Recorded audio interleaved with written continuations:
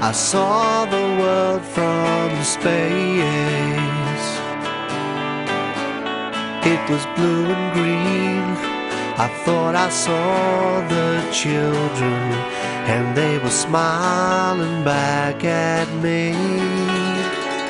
Why on earth would I write another book? I had many parents say to me, we need a book for our school children, because these children, whether they're in the state system or in private schools, are being fed environmental propaganda.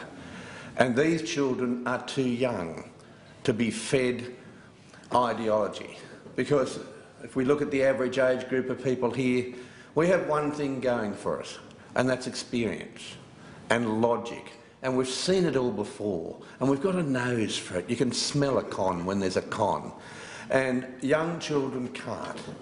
And in many ways, it's those comments from parents that inspired me to write a sequel to Heaven and Earth in a language suitable for school children, and giving them questions that they can ask their teachers. And at the end of the book, there are 101 questions with the answers, and this will very quickly flush out whether the teacher is using a captive group of students for environmental advocacy, whether the students are being taught to think, or whether the teachers are just using children as political pawns in what they consider as a moral path of environmentalism. And a number of parents were really very upset that their children come home from school and say, the planet is dying, you're killing the planet, it's because of you, it's because of you. And the same kids then hop on their computer or watch television or use their iPhones or iPods. And that is the next book, by the way. And parents were very, very concerned that their children are being fed what is unmitigated codswallop. It is my view that common sense is not common, and young kids don't have common sense.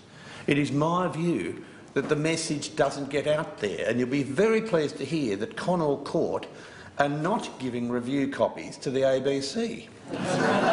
And why? Because they didn't read it. The last book, I put in a few little things there just to test whether they've read it. I've got the same in this book. They didn't read it, and they attacked me on ideology. They had not read the book, including our dear friend Tony Jones.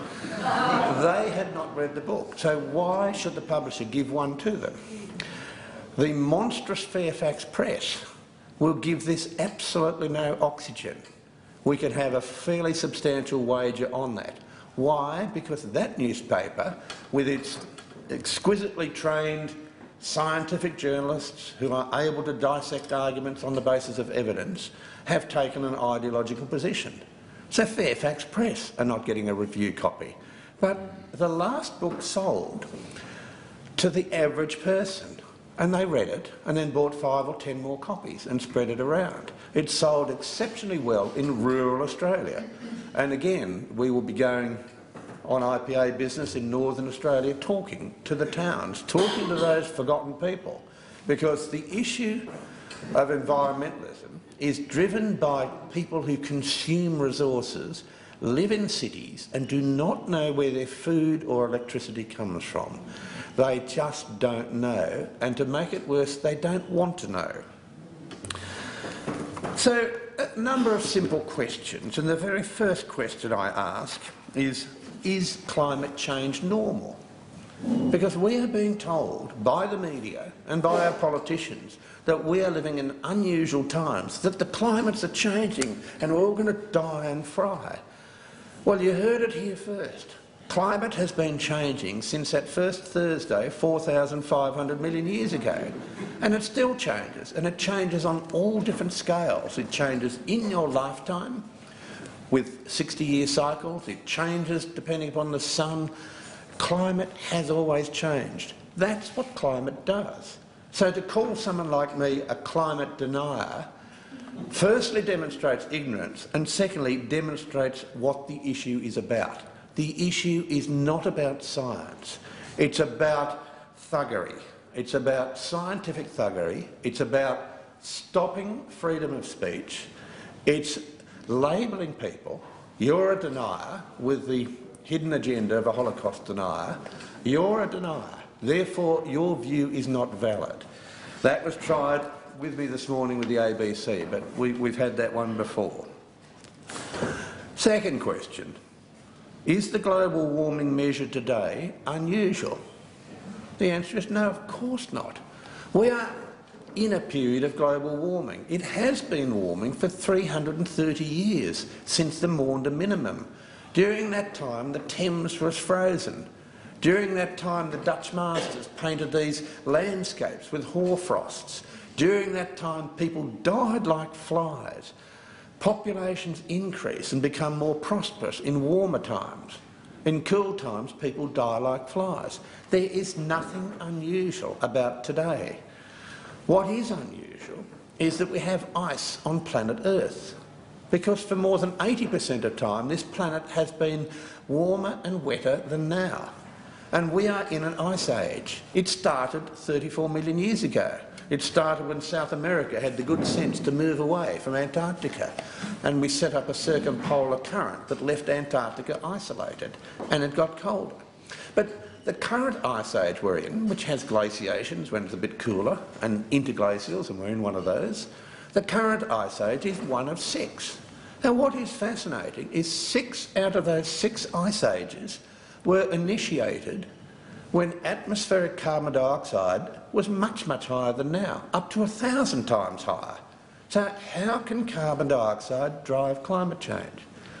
On that scale, people say, oh, that's just geology, forget it. We're living in different times. Okay, we go to times when humans were around, and we go to the ice core records, and we see that we've had alternating glaciation and interglacials.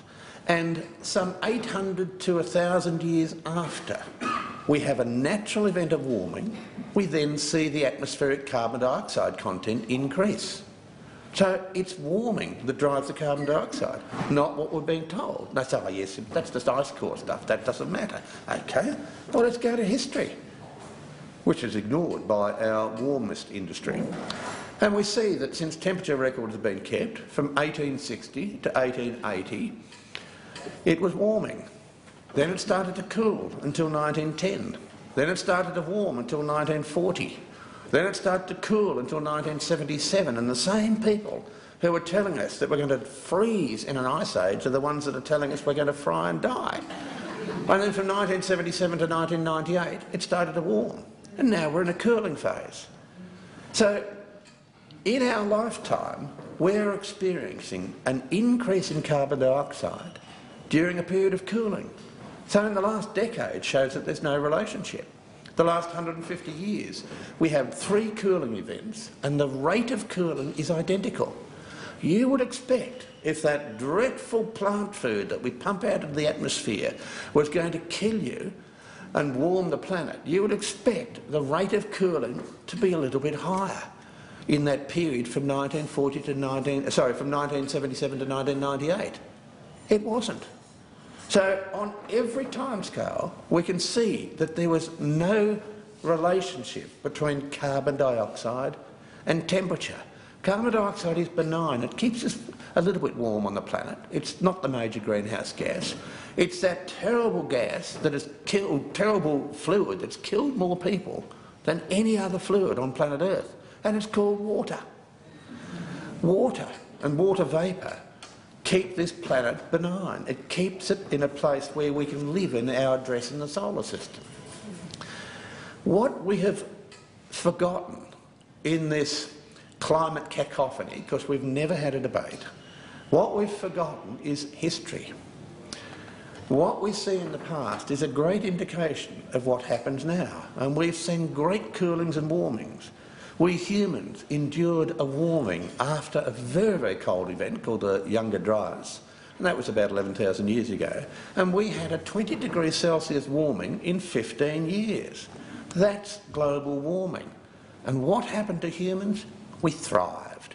We are creatures of the Rift Valley. We like it warm. So we are being told that warming is dangerous. Our young children out there will be the first generation of people to fear warm weather. All previous generations feared the cold, and they don't seem to see the lack of logic in the argument.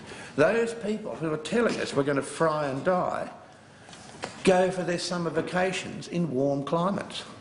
They go to a warmer part of the world. They don't seem to put it together. In this country, if you move from Hobart, and there's every good reason I can think of to move from Hobart, but if you move from Hobart to Darwin, there's an average temperature rise of 18 degrees Celsius.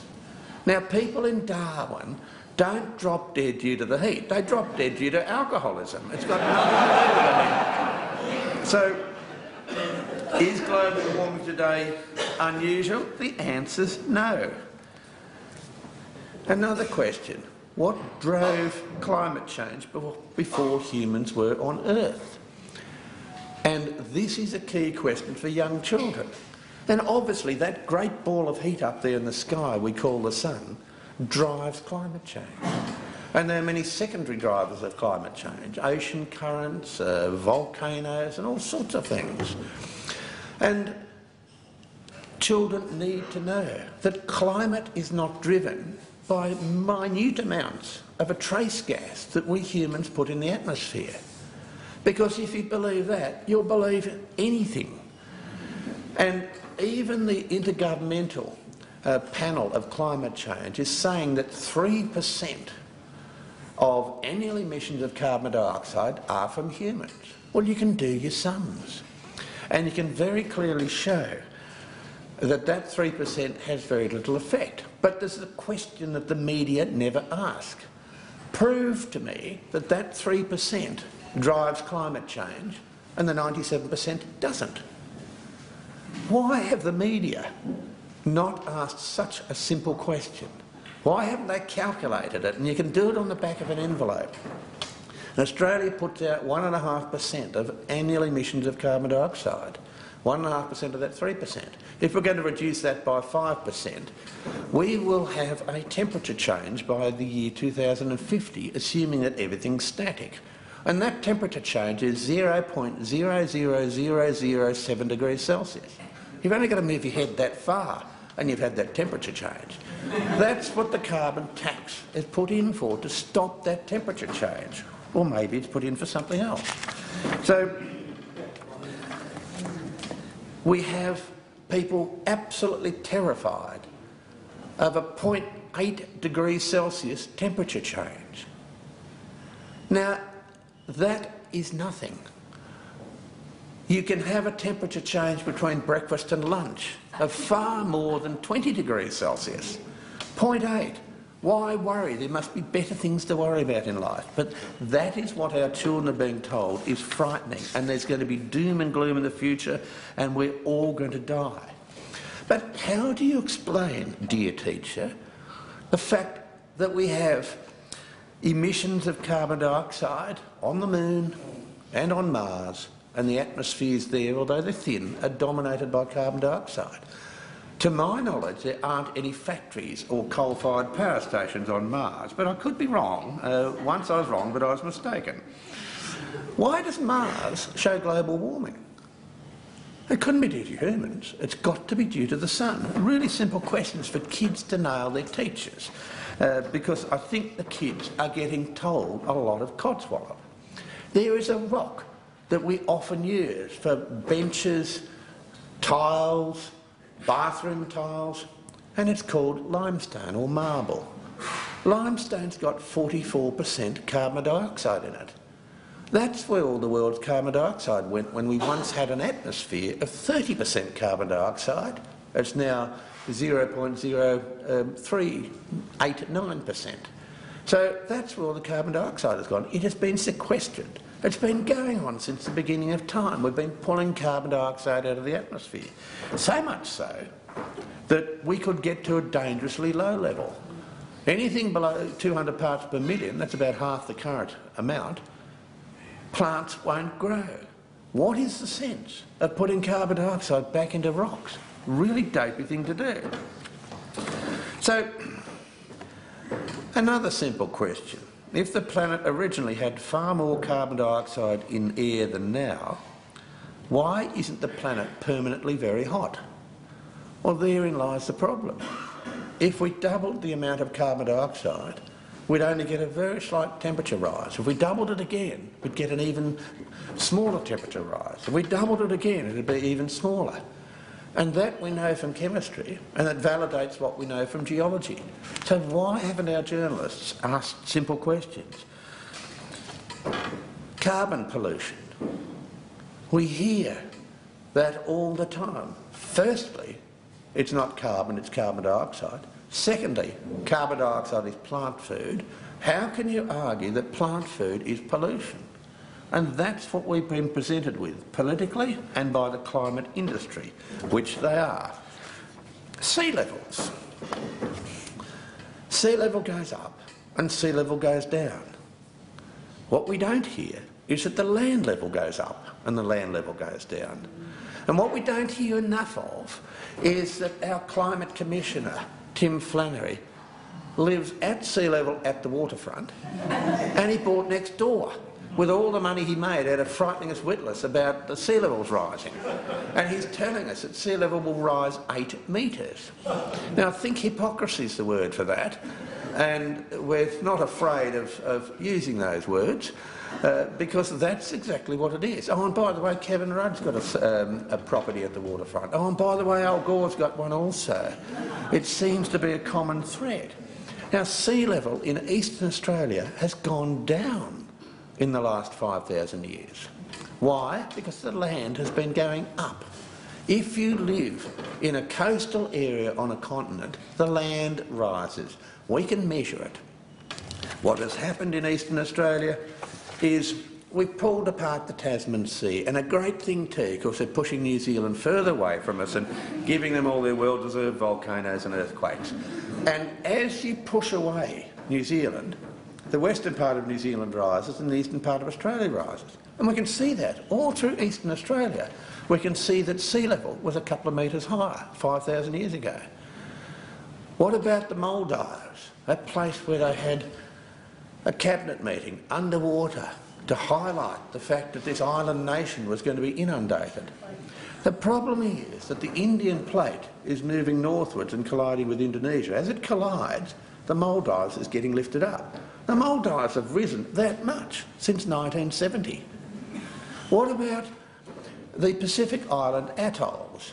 Well, dear teacher, please go and read some history. Maybe you can read Charles Darwin of 1842, who argued that there were volcanoes in tropical Pacific Ocean areas that actually started to subside, and coral atolls kept growing and growing and growing and growing and growing and growing. And that idea was tested by Professor Sir Edgeworth David, who managed to persuade the New South Wales government to fund a drilling program on a Pacific Island atoll. That's when New South Wales had some money, by the way. And he didn't hit the volcano underneath, but it was only 1,000 feet of drilling. It wasn't until the Japanese and the French started to drill very deep holes in these island atolls that we found the volcanoes underneath. Darwin was right in 1842. And if sea level rises, the one thing we know from geology is the atoll takes off and starts to grow. And it keeps growing and it keeps growing. The reason why some of these island states have storm activity which damages them is that they are mining the coral to make cement, to make road base, and they're pumping water out of the coralline sand, which then subsides. It's got nothing to do with climate change. There are many areas that are subsiding. A very good example is London. London, since Roman times, we have known has been subsiding. Why? Because Scotland had 1 kilometre of ice on it, and Scotland was pushed down with the weight of the ice. That ice is gone, Scotland's rising and southeastern England's sinking. We know that in Scandinavia. Scandinavia has risen 340 metres in the last 12,000 years, and it's risen and Holland has been sinking. Why? Because Scandinavia had 5 kilometres of ice on it. Rocks are quite plastic, and so they bend, and Scandinavia sunk, the ice is gone, it's rising. We can see that from history, we can measure it. The King of Finland, when they had a king, made sure that all the waterside properties were surveyed for taxation purposes. We have those survey maps of these waterside properties. They're now a couple of 100 metres from the water's edge. Why? Because the land is lifted. So sea level goes up and down, and the land level goes up and down. The Roman port of Ephesus is 15 kilometres inland and 7 metres above sea level. The city where gold coinage was first minted, Lydia, I've been down the main street of Lydia in a yacht. It was about 4 metres beneath me. So we have parts of the world that are going up and down, and for local governments to bring in legislation about what you should build at the waterfront is the height of ignorance, because they are believing the extremist views of sea level change, and they are ignoring that land level rises and falls. But to make it even worse, we have had a very significant sea level rise. And one of the questions that one of my peer reviewers insisted I put in there, and the last book they claimed it was not peer reviewed, despite the fact I'd listed the people who had reviewed it, but one of the questions that was put in here, just to rattle a school kid, was how was it that the Aboriginals could come to Australia before boats were invented? And the answer is very simple. They walked, because sea level was 130 metres lower. How did the Aboriginal population get into Tasmania? They walked. And the bathymetry shows that you can walk along old ridges from Wilson's Promontory and end up in northern Tasmania. So there are some really simple questions here for kids to ask their teachers. And these questions are deliberately seditious, because teachers might actually say, blimey, I'm going to get these questions asked, I'd better find out what the answer is, and the kids are going to gleefully ask these sort of questions. I never got expelled from school, but I constantly got caned, and the reason was that apparently I was a bit too smart, and I was a smart ass and asking interesting questions and causing grief, and I got caned and caned and caned, and it didn't do me any harm, by the way. And what I want is for kids to ask these difficult questions. Ask a question about sea level. We've had our sea level rise in this interglacial. It was between 12,000 and 6,000 years ago. It only rose that much every year. We've had our sea level rise. Yes, we're getting slight post-glacial sea level rises. Another question, would you expect sea level to rise after the Little Ice Age? Would you expect it to rise after a glaciation? Well, of course. These questions are also to try to get kids thinking, to try to get them to ask, well, I wonder if everything I'm getting fed is correct. I'm getting told that our oceans will become more acid, and I've dealt with that. How do you measure this? And I go into measurement. How do you measure temperature? And most of you would probably know that the temperature measurements that we get presented with are not the measurements. These measurements are adjusted before they're released. And if you go, as I've gone in here, to some of the Australian, New Zealand and US meteorological sites, and I put in the measurements before they're adjusted, they show temperature going up and temperature going down on 30-year cycles, which is related to the oceans. But when you see the adjusted measurements, temperature just seems to go up and up and up. So when we hear about the hottest year on record, the question you have to ask is, who measured it, when was it measured, how was it measured, and is this measurement adjusted? And if you ask the question, then you can get a very simple answer, that there were many, many years, only 9,099 years, hotter than 2010 in this current interglacial. So I take exception at data being fiddled with. How do we measure carbon dioxide? Well, there were two main methods. The earlier method that was used to measure carbon dioxide was expensive and very slow. and it eventually was disbanded. But it was never correlated with a modern method, which has got some problems. And the modern method rejects 86% of the measurements. We only get 14% of the measurements. And these measurements in some of the measuring stations, especially in Hawaii, are sitting on top of volcanoes that emit carbon dioxide. And I've had all sorts of people that really should not put ice blocks in their, well, they shouldn't be drinking alcoholic drinks at all, but I've had all sorts of people attack me on matters of volcanoes. Now, it's very interesting that Tony Jones and some of the other ABC folk are experts on volcanoes. They do not know that we only have 1,500 terrestrial volcanoes and that we measure gases coming from those volcanoes. That's it. And they do not know that terrestrial volcanoes hardly put out any carbon dioxide. And from that, they say, oh, volcanoes have got nothing to do with carbon dioxide. They just seem to have conveniently forgotten that there are 3.5 million volcanoes that are on the ocean floor. And that we have 64,000 kilometres of mid-ocean ridges where we are constantly pumping out carbon dioxide. They don't seem to tell us that great pools of liquid carbon dioxide have been found on the ocean floor. They don't seem to tell us that every year 10,000 cubic kilometres of seawater moves through the volcanoes and cools down, so it heats up the oceans. They don't seem to tell us that we have massive gas-driven explosions in submarine environments. That carbon dioxide dissolves in seawater. This is cold seawater at the bottom of the sea. It comes up to the surface thousands of years later. And they don't seem to ask a really simple question. Where did the first carbon dioxide in the planet's atmosphere come from?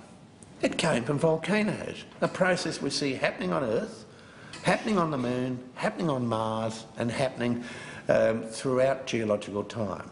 So what I want to do is to partly educate kids to look back in time a little bit. I want parents to have questions that they can ask their teachers. I want to have the average person out there look at some of these questions and start thinking. And I gave it the acid test last night in the front bar of the Junction Hotel on the corner of Argent and Silver Street in Bracken Hill. And the publican, who's a geologist and a friend of mine, had a copy of this, and one of the patrons picked it up. And looking through it, and this is a pub where they give me a hard time, and he said, yeah, I can understand this one. I couldn't understand a word of the last one. And I thought, yes, that's exactly the market I want it to be in. And in this book, I really took umbrage at the corruption and fraud in the climate industry. And I went through a lot of the ClimateGate emails, went through how that is telling us that this is a political movement chasing research monies, chasing fame and fortune. It's got nothing to do with science. Because the word consensus is never used in science. We use evidence. And science is married to evidence. And if you get new evidence, you'll change your conclusion. There's never been a consensus in science on any subject. People even question gravity. So science is not married to a consensus. It's married to evidence. And you might have 100 lines of evidence, and you've only got to find one that's contrary, and then you have to abandon that theory. That is not understood by the media, who treat this issue as a political issue. That it's a number of people who put up their hand. What they haven't gone through, and the media can do this, because I did it, I went through the Senate estimate papers, is find out who put up their hand, and they could have done what I did. $142 million per annum of research money goes to those people in Australia. That's why they put up their hand. It's pretty simple. $142 million, and that's not putting in the money that the Department of Climate Change and Energy Efficiency runs through their books. So I've started to chase the money, and it's very interesting. And just 2 days ago we had the release of ClimateGate 2. Yet again, a whole host of emails between those in the climate industry that show these systematic patterns of deception and collusion. It's confirmed. Some of us, a number of us have written and said that this is the case, but we've had it confirmed. They also state that this issue is not about science, it's about political activism. They are also not prepared to submit documents requested under freedom of information, which we heard Tim Wilson had suffered from earlier.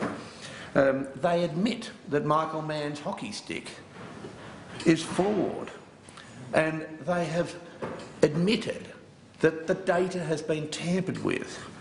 And they have even stated, one of the emails and the ones that came out 2 days ago has stated that everything that we sceptics, and scepticism is a badge of honour, it's not a pejorative word, everything that we sceptics have been saying was correct. That is in the latest Climate Gate. So this book has gone into those issues because I want to be able to argue that this is the greatest scientific fraud we've ever seen. Piltdown Man was nothing. And Piltdown Man wasn't done very well anyway because it was done by a lawyer, it wasn't done by a scientist. Piltdown Man was nothing.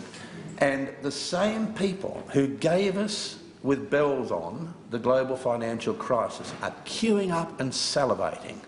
Now, the government of this country has accepted the science of those who have had everything to gain from frightening us witless.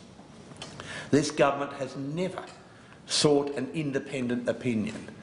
And out there in Punterland, and I spent a lot of my time in outback areas, as long as the town's got a pub, I spent a lot of my time out there, and there are some very, very, very angry people out there.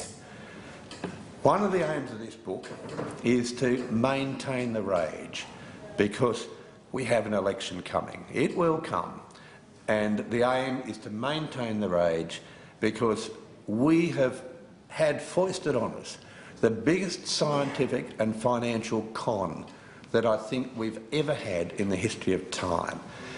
I'm angry. Thank you.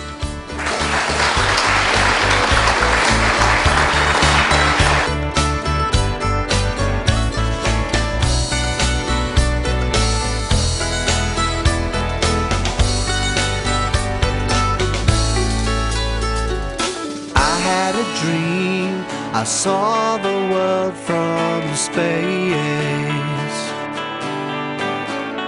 It was blue and green. I thought I saw the children, and they were smiling back at me.